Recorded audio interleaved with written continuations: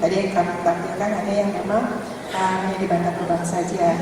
Kemudian yang untuk Ibu Sofi dari Bank Sampah di Bekasi, selamat Bu. Alhamdulillah Bekasi juga sudah aktif ya Bu dalam bank sampah.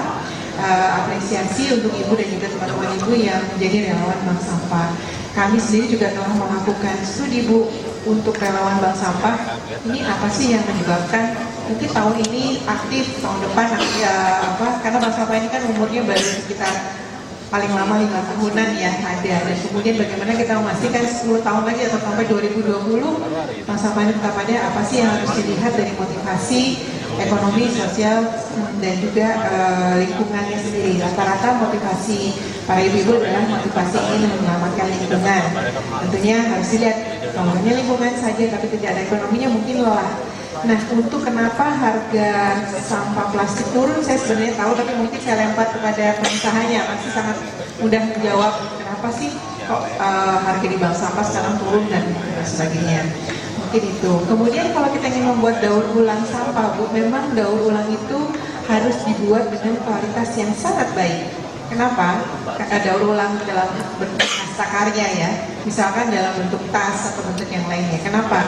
Karena kita harus bikin kualitasnya baik sehingga dia tidak menjadi sampah lagi dalam waktu cepat. Jadi kalau misalkan cepat rusak kan berarti jadi sampah lagi. Kemudian yang kedua adalah dia bersaing dengan produk-produk lain yang mempunyai fungsi yang sama. Misalkan seorang konsumen, buat apa dia beli daur ulang kalau harganya lebih mahal daripada yang lain. Itu persaingan yang mungkin harus dipelajari betul untuk memastikan siapa sih sebenarnya target konsumen dari produk-produk daur ulang. Kebanyakan justru dari masyarakat asing. Jadi itu yang harus ditembus. Rata-rata justru yang ekspor seperti itu Bu yang terbuka. Kalau lokal memang sayang sekali apresiasi kita terhadap produk daur ulang itu tidak setinggi yang di depan. Kami punya berbagai macam toolkit Bu, kalau untuk ada berbagai macam manual yang mungkin bisa diakses dan saya bisa sharing ke Ibu apa saja sih yang tools yang kami punya. Kalau secara infrastruktur memang kami tidak melakukan hal itu. Kami sendiri punya binaan sekitar 1000 bank sampah, tapi yang kami bantu lebih kepada sistemnya, tidak dalam bentuk infrastruktur.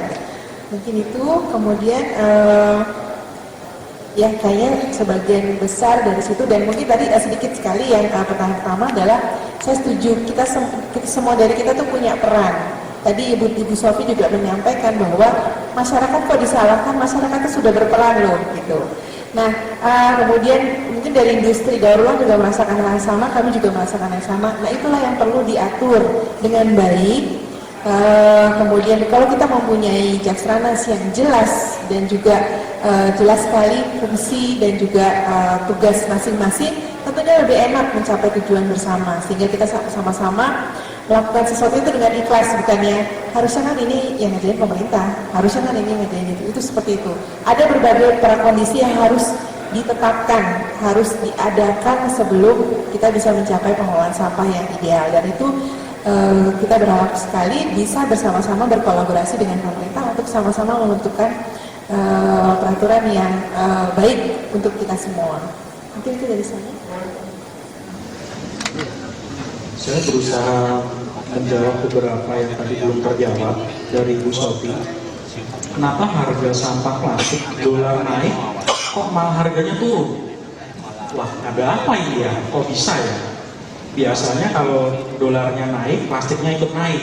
Gitu. Ternyata kenyataannya itu dipengaruhi oleh daya beli masyarakat di bawah. Kalau harga semakin naik, kalau masyarakat di bawah realnya itu nggak punya duit, mau beli plastik harga murah pun tetap nggak akan kebeli. Itu faktanya, gitu. Itu faktanya. Mungkin bapak-bapak gerobak sayur itu harganya naik dikit aja teriak, gitu. Akhirnya apa? Pabrik kan nggak akan bisa menaikkan harga. Karena permintaan semakin menurun, pabrik akan meminta supplier untuk harganya turun. Sehingga terjadi anomali, mungkin khusus tahun ini anomalinya aneh sekali. Memang dolar naik kok malah ininya turun, gitu. Memang yang terjadi pengaruh dari daya beli masyarakat, ekonomi ini melambat. pasti semua perusahaan flexible packaging akan mengalami penurunan omset ya Bu ya, tahun ini khususnya 30-40%. Itu mengalami semua, dari pabrik rafia, karena menteri kelautan sekarang tidak mengizinkan rafia digunakan di laut, terus sedotan turun, kantong turun, semuanya turun, daya beli karena melemah semua, begitu. Lalu yang kemudian saya menjawab dari teman yang dari Bogor, plastik yang bagaimana sih yang nilai ekonomisnya itu rendah bisa dinilai tinggi? Sebetulnya ini agak sedikit kompleks tapi menarik. Seperti yang Bang Sal tadi terangkan, sekarang teknologi berkembang pesat sehingga plastik sendiri tebelnya itu makin tipis dan tetap kuat. Kalau anda teman-teman sekarang pergi ke hypermart, bungkus Indomie itu makin tipis atau makin tebel? Tipis, karena makin canggih mesinnya. Akhirnya yang mau mulung nggak mau. Kantong plastik pun juga akan makin tipis. Kenapa makin tipis? Karena Indofood atau yang lainnya itu makin mikir costingnya tuh makin canggih.